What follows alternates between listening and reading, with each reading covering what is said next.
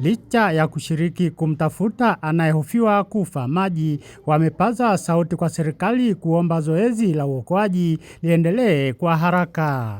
Mpaka sasa hivi hapa tumefanya kila liwezekanalo mwili wa ndugu yetu ambaye ni mtu wa pili ambaye aliyefariki aliyepotea mpaka sasa hivi hatumuoni. Waelekeze nguvu kubwa zaidi eneo hili ili tuweze kumtafuta ndugu yetu ambaye mpaka sasa bado hatujamuona. Harakati za kwanza kuwatafuta sasa watu, tukatupia nyavu, tukaanza kutoa hivi, mmoja ndo akatoka lakini mwingine hakutoka. Naona wanakuja watu kutoka sehemu mbalimbali, wanakuja wanaanza kufanya shughuli zao za kuvua, ndo kama hivyo.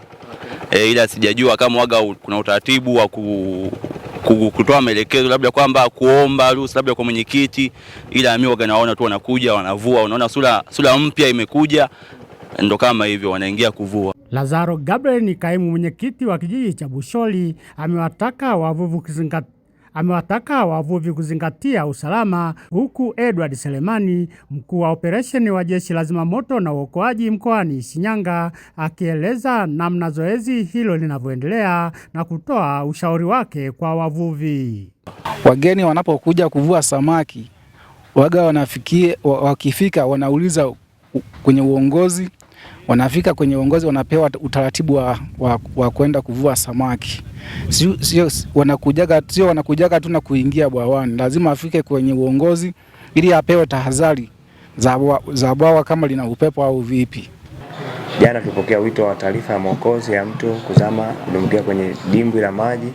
Hao watu walikuwa ni wawili, ambao ni mmoja tulifanikiwa kuokoa mwili wa mtu mmoja ambaye ni Robert mwenye umri wa miaka 49, lakini bado tunaendelea kufuatia mwili mwingine kujua uko sehemu gani, sababu walikuwa wawili walienda kuvua kwenye dimbwi la maji.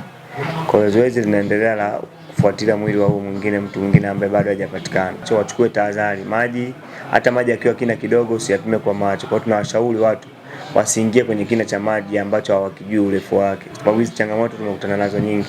Na mtu anaingia kwenye maji hajui kuogelea, kwa anakutana na changamoto ambazo hakuzitegemea. Kwa hiyo tunawashauri wananchi wakiona maji yametuama sehemu wasiyapime maji kwa macho ili kupunguza madhara.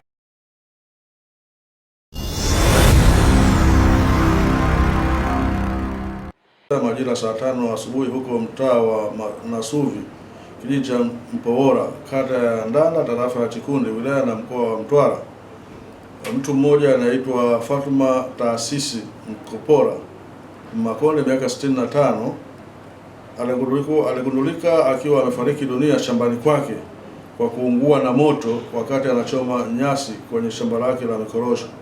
Ni kwamba marehemu alikuwa katika hatua za kufanya usafi katika shamba lake na akawa anatumia hiyo method ya kuchoma manyasi kwa moto. Bahati mbaya, kutokana na hali ya hewa ya sasa ya kiangazi na upepo, moto ukawa mkubwa.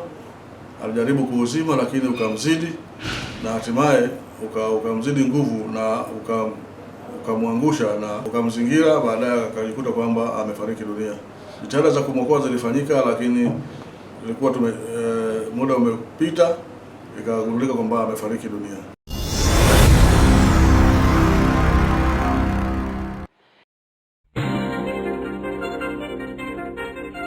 Usikose kufuatilia taarifa ya habari ya ITV kila siku za wiki, ikiwa na matukio muhimu ya kijamii, kisiasa, utamaduni, biashara na uchumi, pamoja na habari za michezo na burudani ndani na nje ya mipaka yetu. Ni saa 2 kamili hadi saa 3 kamili usiku. Tutakuwa na taarifa kutoka kila kona ya jiji la Dar es Salaam katika taarifa za jiji letu, Jumatatu hadi Ijumaa saa 5 kamili usiku.